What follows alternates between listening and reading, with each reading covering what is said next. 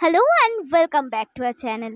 বিষ্ণুপুর বাঁকুড়া ভ্রমণের সর্বশেষ পর্বে আজকে আপনাদের সাথে নিয়ে চলে এসেছি শুশুনিয়া পাহাড়ের একেবারে কোলে থাকা এবং খাওয়ার জন্য একটি সুন্দর অ্যাকোমোডেশনের সমস্ত রকমের ইনফরমেশন নিয়ে।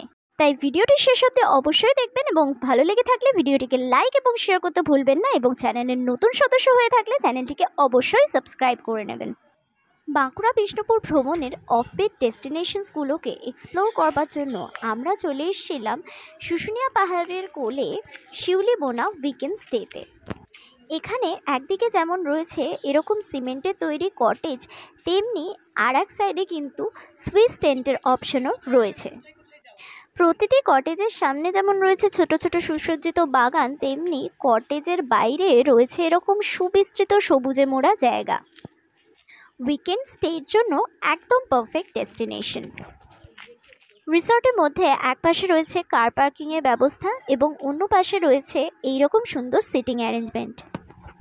তাহলে চলুন এবার দেখে নিই ঘরের ভিতরটা।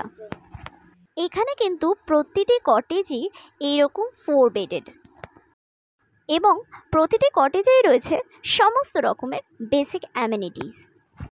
একদিকে রয়েছে এরকম বসার জায়গা এবং তার পিছনেই রয়েছে একটা কমপ্লিটলি সেপারেট সেকশন। এই জায়গাটা কিন্তু আমার বেশ ভালো লেগেছে। এটা বেসিক্যালি চেঞ্জিং পারপাস করা হয়েছে এবং এখানে কিন্তু একটা লম্বা সুন্দর ড্রেসিং টেবিল এবং একটা বড় আলমারিও রয়েছে। আলমারির উল্টো দিকে রয়েছে ওয়াশরুম। তাহলে চলুন দেখে নিই ওয়াশরুমটা।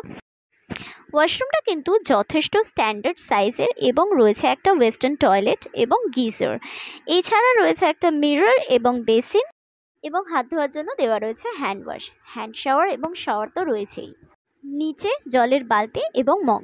তো আমরা চলে এসেছি আমাদের শিউলিবোনা উইকেন্ড স্টেতে। আমাদের লোকেশন একদম শুশুনিয়া পাহাড়ের সামনে। ভীষণ সুন্দর, দেখুন এরকম বাঙালিদের বরণ করবার যে ট্র্যাডিশনাল প্রসেস, এরকম একটা কুলো করে ওনারা ওনাদের সমস্ত কিটস যেগুলো আমাদের জন্য রেখেছেন সেগুলো দিয়ে গেছে। আমার কিন্তু এই কনসেপ্টটা ভীষণ ভালো লেগেছে। এটা একদম নতুনত্ব একটা কনসেপ্ট। এখানে দেখুন এই টুল কিট, এই কিটসটা ওনারা দিয়েছেন। দেখি এর মধ্যে কি কি রয়েছে। মধ্যে রয়েছে একটা শ্যাম্পু,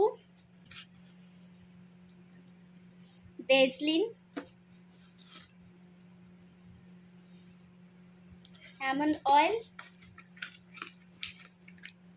কোলগেট টুথপেস্ট, একটা চিরুনি, একটা ব্রাশ আর একটা সাবান। ভীষণ সুন্দর একটা কমপ্লিট বাথরুম কিট, যেগুলো আমাদের খুব প্রয়োজন হয়। এগুলোয় দুটো গামছা আছে আর একটা টাওয়াল আছে। গ্রামের মধ্যে জঙ্গলের মধ্যে এরকম সুন্দর একটা জায়গায় যে এরকমভাবে রিসর্ট করা যায় এবং তার ভিতরে এত সুন্দর ইন্টেরিয়ার ডিজাইন করা রয়েছে, খুবই সুন্দর লাগছে। রাত্রে স্টের বাইরের জায়গাটা দেখুন কি সুন্দর আলোক ঝলমল হয়ে উঠেছে। প্রতিটি কটেজের গায়ে আঁকা এরকম সুন্দর দেওয়াল চিত্র দেখে চোখ আটকে গিয়েছিল আমাদের। ওইখানকার ম্যানেজারকে জিজ্ঞাসা করে জানতে পারলাম যে এগুলি এঁকেছেন ভরতপুর গ্রামের চিত্রশিল্পীরা। আস্তে আস্তে এগিয়ে গেলাম আমাদের কিচেনের উদ্দেশ্যে। রাত্রে কিন্তু ঝিঝি পোকার ডাক আর পাহাড়ের নিস্তব্ধতা বেশ একটা অন্যরকম আমেজ তৈরি করছিল। এনাদের কিচেন আর ডাইনিং স্পেসটাও কিন্তু বেশ পরিপাটি করে সাজানো রয়েছে। এরকম কাঠের গাছের গুঁড়ি দেওয়া চেয়ার টেবিল, আর কিচেনের ডেকোরেশনে রয়েছে ভরপুর বাঙালিয়ানার ছাঁচ।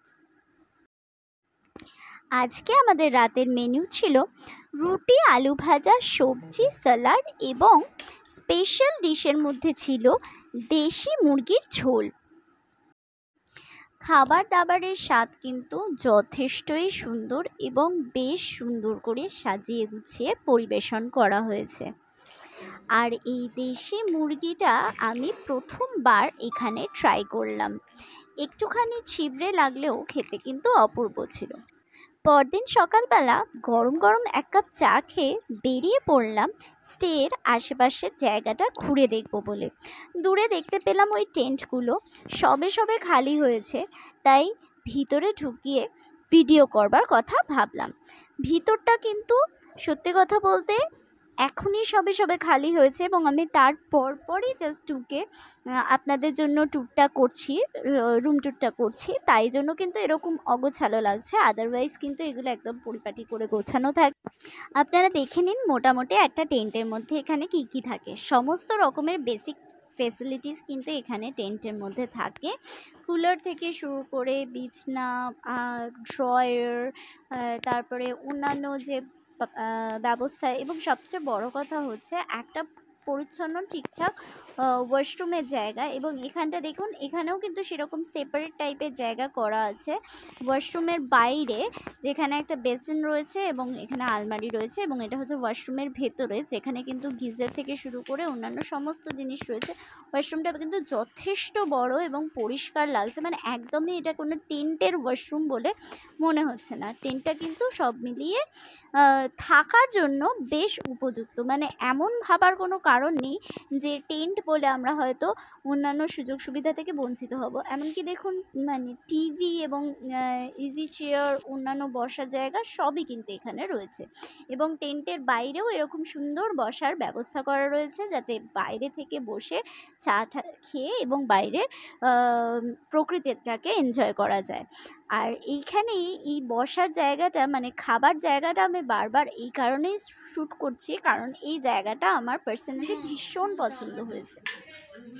এবার দুপুরের খাবার পালা। দুপুরে ভাত, শাক, স্যালাড, ডাল, সবজি, মাছ, তরকারি সব মিলিয়ে কিন্তু জমজমাটভাবে লাঞ্চ করা হয়েছে। এবং সবচেয়ে সুন্দর লেগেছে লাঞ্চের পর এই সুন্দর পায়েসটা। খেয়ে দিয়ে উঠে সাইট সিং করতে যাওয়ার আগে স্টের আশেপাশটা একটু ঘুরে দেখতে বেরিয়ে পড়লাম। এখানে এনাদের নিজস্ব ফার্মের ব্যবস্থা রয়েছে বিভিন্ন রকমের পাখি, খরগোশ। প্রকৃতির মাঝখানে এভাবে সময় কাটাতে কিন্তু বেশ ভালো লাগে। দূরে ওটা কি, একটা হ্যামক মনে হচ্ছে? বাহ, তাহলে তো অবসর যাপনের আর একটা সুন্দর জায়গা পেয়ে গেলাম। সত্যি এই জায়গাটা ভীষণই মনোরম। বেশ কিছুক্ষণ ধরে এরম পাহাড় ঘেরা জঙ্গলের মাঝখানে বসে এই হ্যামকে ঝুলতে ঝুলতে সময় কখন কেটে যাবে তা বোঝা দেয়।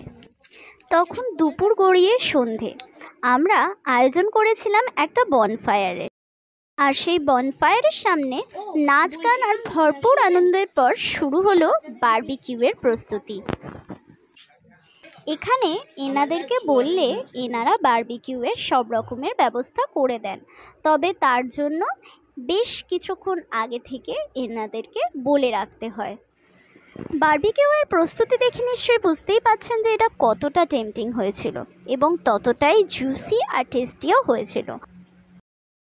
তো এই ছিল আমাদের বাঁকুড়া বিষ্ণুপুর ভ্রমণের সম্পূর্ণ অভিজ্ঞতা।